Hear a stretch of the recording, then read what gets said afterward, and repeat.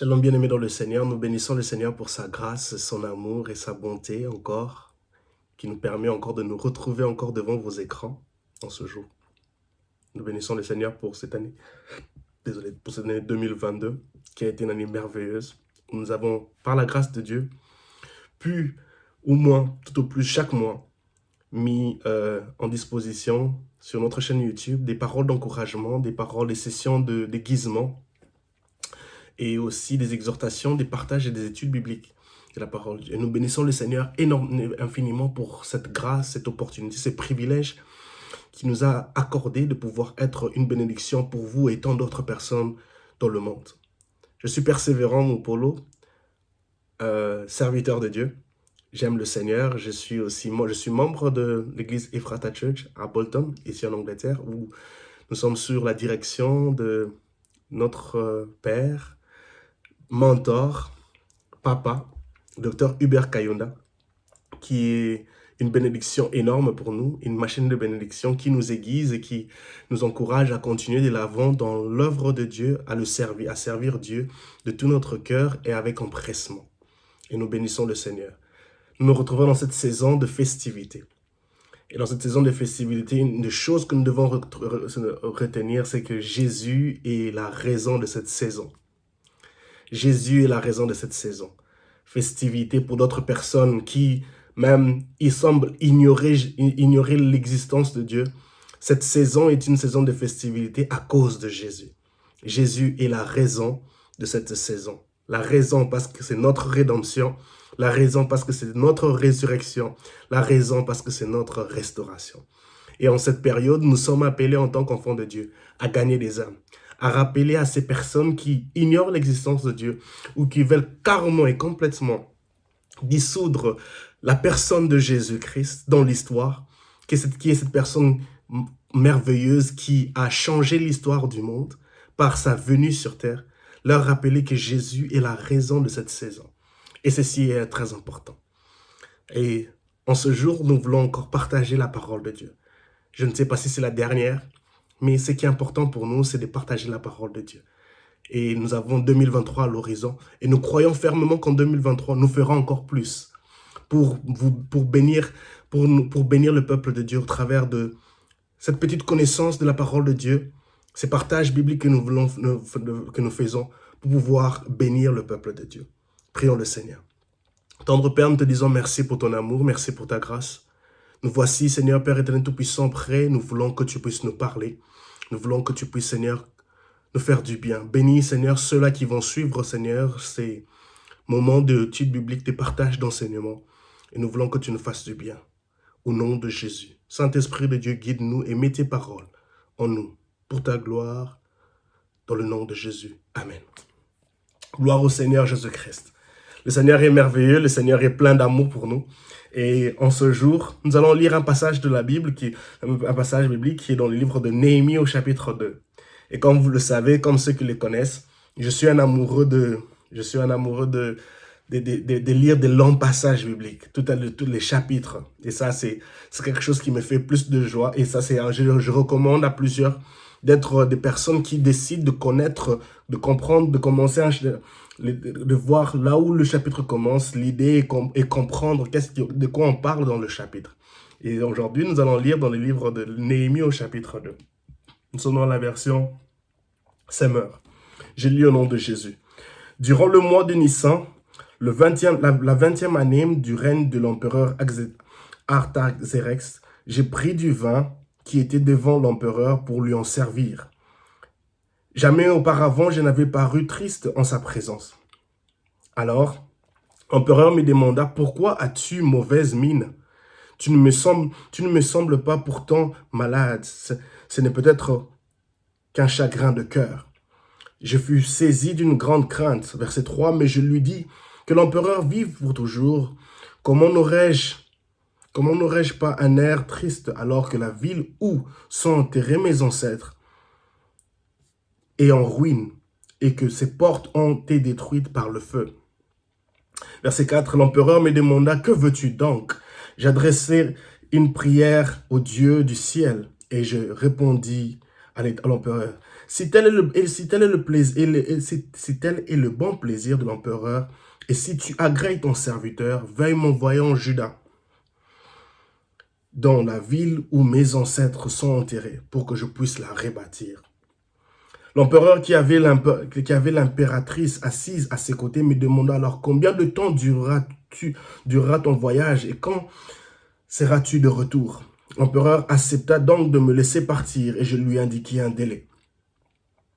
Puis ajouté, si l'empereur le trouve bon, pourrait-on me donner des lettres pour les gouverneurs de la province à l'ouest de l'Euphrate pour qu'ils me laissent passer jusqu'au pays de Juda.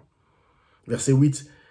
Qu'une lettre pour Asaph, l'intendant des forêts impériales, afin qu'il me fournisse du bois de charpente pour reconstruire les portes de la citadelle près du temple et les murailles de la ville pour bâtir la maison où je m'installerai. L'empereur me procura ces lettres car mon Dieu agissait avec bonté en ma faveur. Verset 9. Je me rendis auprès des gouverneurs des provinces à l'ouest de l'Euphrate et je leur remis les lettres de l'empereur. L'empereur m'avait fait escorter par des officiers de l'armée et par des cavaliers. Quand Sambala le Ronite et Tobia, le fonctionnaire ammonite, apprirent mon arrivée, ils furent très mécontents que quelqu'un soit venu pour œuvrer au bien des Israélites. Une fois arrivé à Jérusalem, j'y restai 3 jours. Puis j'ai sorti de nuit et accompagné de quelques hommes, sans avoir dit à personne ce que mon Dieu m'avait mis au cœur d'entreprendre en faveur de Jérusalem. Je ne disposais pas d'autre bête que de ma propre monture. Je sortis de cette nuit-là par la porte de la vallée et je me dirigeai vers la source du dragon et vers la porte du fumier. J'examinais les remparts de Jérusalem. J'ai constaté qu'il y avait des brèches presque partout et que les portes avaient été détruites par le feu. Je poursuivis vers la porte de la source et passai près de l'étang, le temps du roi. Mais il n'y avait plus de passage pour ma monture. Je remontais toujours de nuit par la vallée de Cédron en continuant d'examiner la muraille. Puis je fis demi-tour et je rentrai par la porte de la vallée. Verset 16. Les chefs de la ville ignoraient où j'étais allé et ce que j'avais fait. Jusque-là, je n'avais informé ni les Juifs, ni les prêtres, ni les notables, ni les chefs, ni les autres responsables qui s'occupaient des travaux.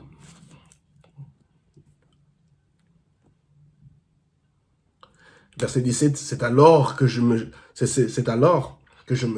leur dis, vous voyez vous-même quel est notre malheur. Jérusalem est en ruine et ses portes ont été détruites par le feu. Il continue, allez reconstruisons le rempart de Jérusalem pour que nous ne soyons plus dans cette situation humiliante. Je leur racontai ensuite comment la main bienveillante de mon Dieu avait agi pour moi avec bonté. Et je leur rapportai ce que l'empereur m'avait dit et ils s'écrièrent aussitôt, lèvons-nous et effectuons les travaux de reconstruction. Ainsi, ils prirent courage pour réaliser cette belle œuvre. Verset 19. Lorsque Sambala, le Euronite, Tobia, son adjoint ammonite, et Geshem, l'arabe, l'apprirent, ils se moquèrent de nous et vinrent nous dire d'un ton méprisant, qu'êtes-vous en train de faire? Vous voulez vous révolter contre l'empereur? Verset 20, mais je leur répondis, le Dieu du ciel fera réussir notre entreprise. Nous, ses serviteurs, nous nous mettrons à l'œuvre et nous reconstruirons la ville. Quant à vous, vous n'avez aucune propriété ni aucun droit dans Jérusalem et personne n'ici se souviendra de vous avec considération. Un passage merveilleux. Plusieurs bénédictions dans ce passage, plusieurs révélations sont cachées dans ce passage de Néhémie au chapitre 2. Néhémie nous enseigne aujourd'hui plusieurs choses. Nous allons trouver plusieurs aspects qui sont tellement importants dans la vie d'un chrétien. dans la vie de cette personne, de ce chrétien qui décide de prendre une décision pour les intérêts de Dieu. Et si je dois donner un terme à cette exhortation dans ce jour, les intérêts de Dieu. Les intérêts de Dieu. Néhémie met les intérêts de Dieu en avant. Nous voyons bien au début de ce chapitre, Néhémie qui travaille pour l'empereur. Il se retrouve dans un confort financier, confort social, confort sécuritaire. Désolé. Toutes sortes de conforts qu'on peut définir. Il se retrouve dans cela. Et vous pouvez l'imaginer, c'est quelqu'un qui travaille pour l'empereur et il est au service de l'empereur. Donc, il y a certaines opportunités, il y a certains avantages dont il en tire de ce service qu'il fait pour l'empereur. Et dans la situation de Néhémie, il est loin de sa terre natale. Il se retrouve dans une terre étrangère. Il est un immigrant. Il se retrouve dans une terre qui n'est pas la sienne. Ce n'est pas familier pour lui. La langue est totalement différente. Les choses sont totalement différentes. Il se retrouve dans un paramètre qui est étranger pour lui. Et comme plusieurs d'entre nous, dans la vie, on se retrouve dans des situations qui ne sont pas familières. Des situations qui ne sont... des paramètres qui sont totalement différents de nos paramètres originaux. Et Néhémie est au service de l'empereur. Mais il y a quelque chose qui change la situation de Néhémie. Il apprend que Jérusalem est détruit. Il apprend que Jérusalem, les murs, il apprend que la situation qui se passe à Jérusalem est attristante, humiliante. Tout a été détruit, les murs de Jérusalem ont été détruits. Il parle même, il dit au verset 5, « Et je répondis à l'empereur, si tel est le bon plaisir de l'empereur, si tu agrées ton serviteur, veuille m'envoyer en Juda, dans la ville où mes ancêtres sont enterrés, pour que je puisse la rebâtir. » Il est loin de son pays, mais il y a un désir ardent dans son cœur, où il désire ardemment rentrer dans son pays pour aller le rebâtir. Une mission qui jaillit dans le cœur de Néhémie.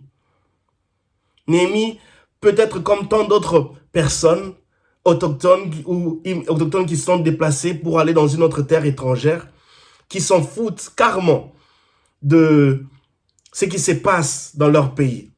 Ils se disent que non, ça fait plusieurs années que je suis maintenant ici, je ne peux pas me soucier de d'où je viens, de mes origines. Mais Néhémie, il y a ce feu, il y a cet ardent désir en lui, où il ne se sent plus à l'aise, où il ne se sent plus confortable de rester là dans un confort. Il y a ce feu en lui, dont il ne peut le contenir. Comme dans la Bible, dans le livre de Jérémie, chapitre 20, le verset 9, la Bible dit clairement, il y a ce feu dévorant qui consume, mais dont je ne peux le retenir. Jérémie est en train de s'exprimer pour dire que non, il y a quelque chose en lui dont il ne peut contrôler. C'est au-dessus de sa conception humaine. Et c'est ce que Néhémie est en train de vivre ici. Néhémie ne voit plus l'importance de rester dans ce confort pendant qu'il y a quelque chose dont il voit que c'est plus important pour lui d'accomplir. Jérusalem, cette terre sainte, Jérusalem qui a été détruite, qui se vit maintenant dans une situation humiliante. La terre de ses ancêtres, de son Dieu, qui est maintenant en lambeaux, qui est maintenant un sujet de moquerie. Plusieurs d'entre nous passons des situations où nous ne pouvons pas rester calmes. Nous ne pouvons pas rester comme si rien n'était. Il y a quelque chose qui doit se faire. On ne peut pas s'attendre à ce que d'autres personnes s'élèvent. Dieu te veut, toi et moi. La mission, elle est donnée à toi et moi. D'être des Néhémies qui décident de quitter ce confort sécuritaire, social, socio-politico, économique, je ne sais quoi, et se décider de se lever et d'aller à Jérusalem, de retourner à Jérusalem, de placer les intérêts de Dieu en avant. Dieu veut que nous puissions placer ses intérêts en avant. Jérusalem pourrait être ton église là où tu sers. Jérusalem serait synonyme de ta famille, où Dieu veut que tu puisses évangéliser les membres de ta famille. Jérusalem serait synonyme de la communauté là où tu te retrouves, ton voisinage, où Dieu veut que tu puisses évangéliser, gagner des âmes. Jérusalem peut être synonyme de personnes qui sont malades dans ta famille, dans ton entourage, dans la compagnie là où tu travailles. Jérusalem. Dieu est en train de... Il y a cet ardent désir dans le cœur de Néhémie, où il ne peut plus le contenir. On peut voir même ça dans son visage, où l'empereur au début, il dit,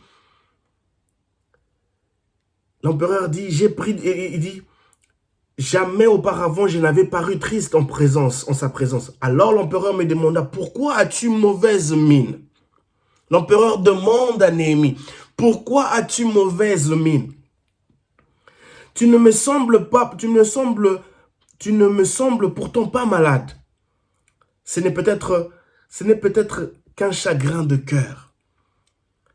Ce souci-là, cet ardent désir-là, cette frustration s'est manifesté dans la personne de Néhémie, dans son expression, dans sa façon de se comporter, où l'empereur pouvait voir qu'il y a quelque chose qui ne va pas avec mon serviteur. Il y a quelque chose qui ne va pas avec mon serviteur. Parce que la mission était plus forte que Néhémie. La mission qui était en train de jaillir, qui était en train de bouillonner en Néhémie, était plus forte que la conception humaine. Était plus forte que tous les protocoles, les habilités, la discipline royale qu'il avait déjà, qu'il avait en lui. Était plus forte, elle dominait, à tel point qu'elle a dominé sur son forum, sur son expression, sur sa façon de se tenir, de s'exprimer, de se comporter. Y a-t-il une mission que Dieu a mis dans ta vie? Y a-t-il une mission que Dieu t'appelle à accomplir? Y a-t-il une mission que Dieu te demande de te mettre en marche? De te préparer, de te mettre en marche, de décider de te mettre en action pour l'accomplissement de cette mission-là, dont Dieu te veut dans le champ, dans son champ. Il se pourrait que tu sois une Néhémie, il se pourrait que tu sois un Néhémie, où ça bouillit, ça jaillit en toi, comme dans le livre de Jérémie chapitre 20, le verset 9, où il dit, j'ai en moi ce feu dont je ne peux contenir. J'ai en moi cette mission dont je ne peux contenir. J'ai en moi cette mission dont je ne peux plus savoir comment la contenir, savoir comment la retenir. Néhémie est frustré, Néhémie est empressé, il veut à tout prix retourner dans la terre de ses ancêtres. Il veut à tout prix aller reconstruire Jérusalem. Il veut à tout prix aller faire sortir Jérusalem de cette situation de moquerie, de cette situation humiliante. Un Néhémie qui décide d'obéir. Un Néhémie qui décide d'obéir. La Bible dit clairement dans le livre de 1 Samuel chapitre 15, le verset 22, l'obéissance vaut mieux que le sacrifice. Si Dieu met en toi un ardent désir, une mission dont tu es fortement convaincu que Dieu te veut quelque part, obéis. Pose le premier pas et tu verras le Jourdain se séparer. Pendant que les sacrificateurs étaient en train de porter l'arche et voulant traverser le Jourdain, c'est lorsqu'ils ont posé leur premier pas, c'est alors que le Jourdain s'est séparé. La mission est là. Dieu a mis une mission dans ta vie. Dieu te donne une mission. Il y a une feuille de route qui t'a été donnée. Elle est en toi, elle jaillit. Pour d'autres personnes, ils observent les choses. Ça leur dit absolument rien. Ils ne ressentent aucune frustration. Mais en toi, quand tu observes quelque chose, une situation dans ta compagnie, une situation dans ton église, une situation dans ta famille, dans ton entourage, dans la vie de tes amis, de tes frères, de tes sœurs, un ardent désir, un désir de prier, d'intercéder pour une famille, pour une personne, pour quoi que ce soit. Cette mission-là est en train de jaillir en toi. Il est temps pour toi de dire oui et de poser le premier pas en avant pour commencer, pour aller faire ce que Dieu te demande de faire. Je ne pourrais pas peut-être, c'est sûr, ne pas tout développer aujourd'hui, mais j'aimerais vraiment m'atteler sur cette première partie. Beaucoup d'entre nous restons sur ce confort que nous obtenons de l'empereur. Tu as tout pour toi, peut-être une maison, une voiture, un emploi, des bonnes relations. Mais pouf, il y a quelque chose qui... Tu te sens mal à l'aise. Il n'y a plus ce désir de rester dans ce confort-là.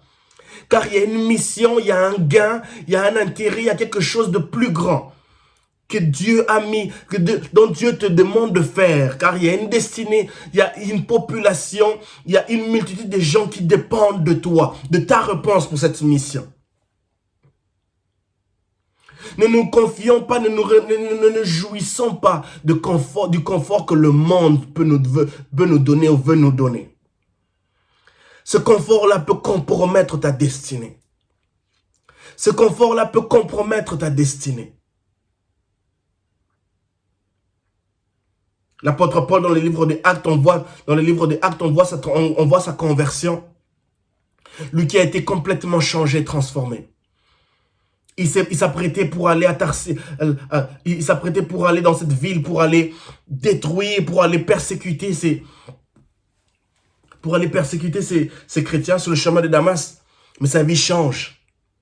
Sa vie change. Il y a une destinée attachée à ce oui de la mission. Il y a une destinée attachée à ce oui dont tu donneras, dont tu diras pour cette mission.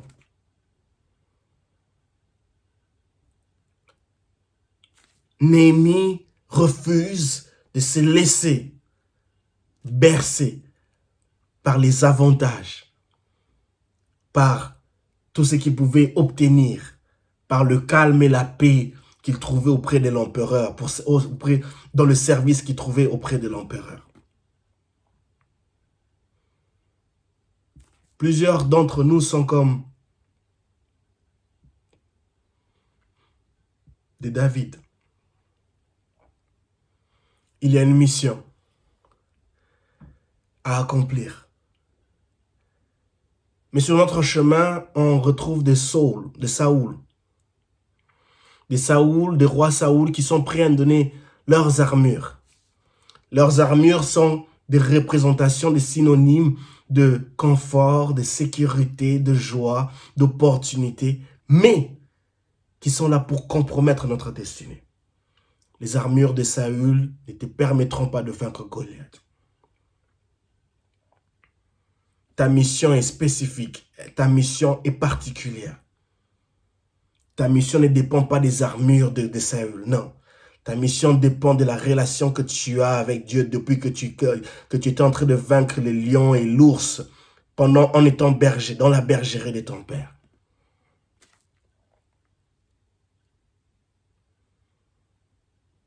Néhémie décide de quitter, de rentrer à Jérusalem.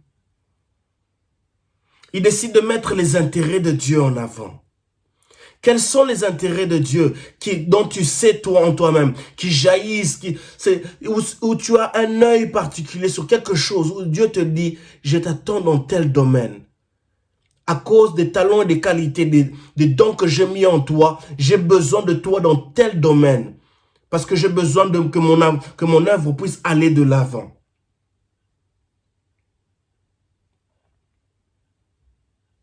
Ceci est très très important pour nous. Car Jérusalem se retrouve dans une situation humiliante. Jérusalem est sujet de moquerie par des Tobija, des Sambala, par toutes ces personnes-là qui veulent du mal, des Geshem, de l'arabe, ceux qui veulent se moquer qui méprisent Jérusalem, qui se réjouissent de Jérusalem.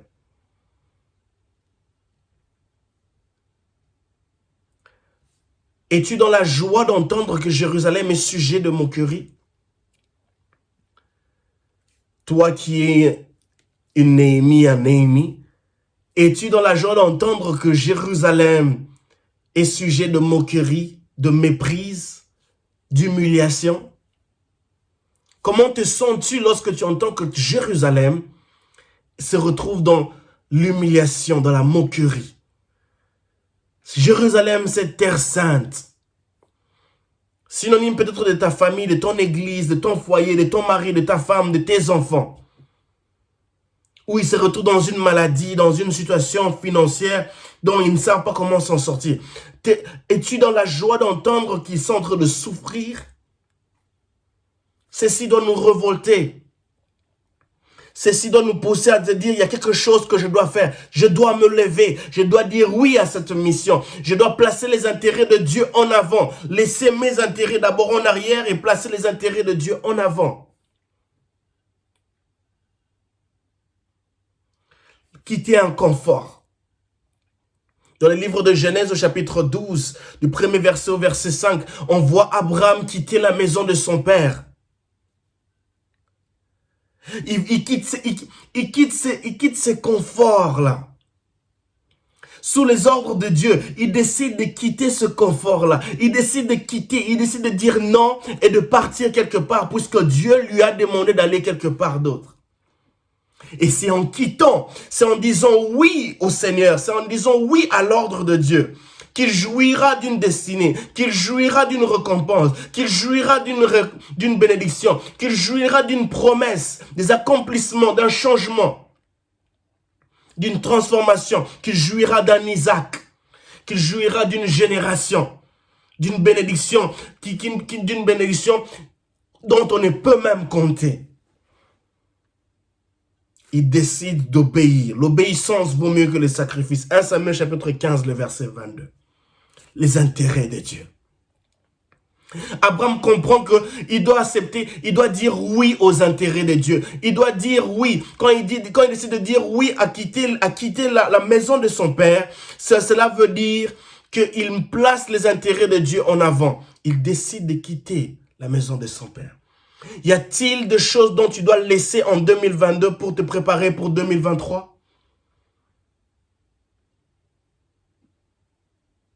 Il se pourrait qu'en 2023, Dieu te veut quitter l'environnement où tu te retrouves. Cet environnement des païens, cet environnement de personnes qui se moquent de Dieu, cet environnement de confort social, sécuritaire, émotionnel, où tu te sens à l'aise, mais sachant qu'il y a quelque chose de plus grand dont Dieu te demande de faire, d'accomplir, qui est en train de bouillir et jaillir en toi. Abraham décide de quitter cela. Et il décide de suivre la direction de Dieu. Néhémie décide de quitter l'empereur. Il décide de quitter là où il se retrouve et de chercher et de rentrer à Jérusalem. Car il ne peut pas supporter d'entendre que Jérusalem se retrouve dans une situation humiliante de moquerie, de méprise. Les disciples de Jésus, dans le livre de Matthieu chapitre 19, le verset 27, on le retrouve aussi dans le livre de Luc chapitre 18, le verset 28. Les disciples disent, nous avons tout quitté pour te suivre toi, Jésus. Tout quitté.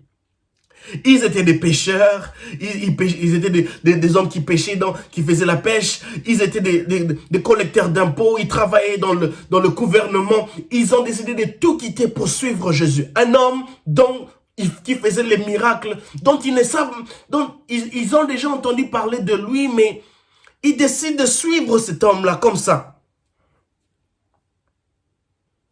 Ils disent, nous avons tout quitté pour te suivre, toi, Jésus. Nous avons tout laissé derrière pour obéir à tes intérêts, pour mettre tes intérêts en avant, pour te suivre, pour te servir, pour t'aimer, pour t'aider, pour te suivre dans l'accomplissement de la promesse, de ce que Dieu, ton Père, t'a envoyé de venir accomplir ici sur terre. Ils disent à Jésus, nous avons décidé de tout les quitter pour te suivre, toi. En 2022 ici, avant d'entrer en 2023, ma prière est que nous puissions comprendre qu'il y a des choses que nous devons laisser en 2022 et ne pas les amener avec nous en 2023. Il y a des choses que nous devons laisser en 2022 et ne pas les amener en 2023. Les intérêts de Dieu demandent à ce que nous laissions certaines choses, que nous quittions la maison de notre Père comme Abraham, que nous quittions l'empereur comme Néhémie, que nous quittions nos occupations comme les disciples de Jésus et de chercher à mettre les intérêts de Dieu, à répondre à une mission dont Dieu nous demande de le répondre, d'accomplir cela.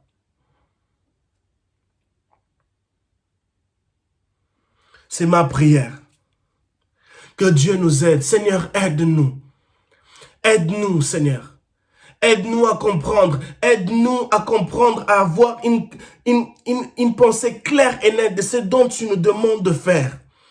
De cette décision, de dire oui à la mission que Dieu nous demande de faire, de dire oui à mettre les intérêts de Dieu en avant, de dire oui à mettre nos talents, nos capacités, nos relations, tous nos efforts, notre intelligence pour les intérêts de Dieu, pour l'avancement de l'œuvre de Dieu. 2023 et à l'horizon 2023, donc dans quelques jours, nous serons en 2023. Dieu veut que tu te retrouves dans son champ. Dieu veut que tu puisses placer ses intérêts en avant. Dieu veut que tu puisses placer ses intérêts en avant. Et c'est ma prière.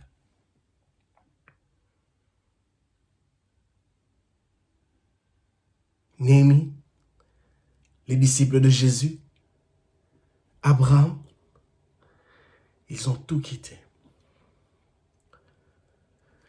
pour suivre, pour mettre les intérêts de Dieu en avant. En obéissant à la voix de Dieu, en obéissant à cette frustration que Dieu place en nous, à ce feu qui brûle en nous, qui nous demande d'aller dans tel endroit, qui nous demande d'accomplir telle mission, qui nous empêche de dormir, qui nous empêche de trouver du sommeil, qui nous empêche d'avoir la joie sur nos visages, qui met une frustration en nous.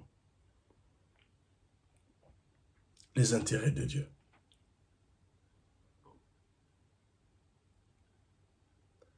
Les intérêts de Dieu. En disant ceci, je ne te demande pas de... Ça ne veut pas dire que non, tu vas laisser ton travail ou bien commencer à vagabonder ou à crimander ou à devenir mendiant. Non. Les intérêts de Dieu demandent à ce que tu puisses placer tes talents, tes habiletés, ton intelligence, ta sagesse, dans un domaine quelconque où on a besoin de toi, où la mission de Dieu t'attend là. Dieu te veut là, dans ta famille, où Dieu te veut en utilisant tes habiletés, ta personne, ta notoriété, tout en étant chrétien, pour évangéliser d'autres personnes, de ta famille, de ton travail, de ton entourage. Tu peux être un ministre, une entrepreneuse, un docteur, un technicien, un chauffeur. Il y a des personnes qui ont leurs yeux fixés sur toi. Parce qu'ils attendent un gain quelconque venant de toi. Et ceci te met sur un piédestal. Et donc, ils ont leurs oreilles bien pleinement ouvertes lorsque tu parles.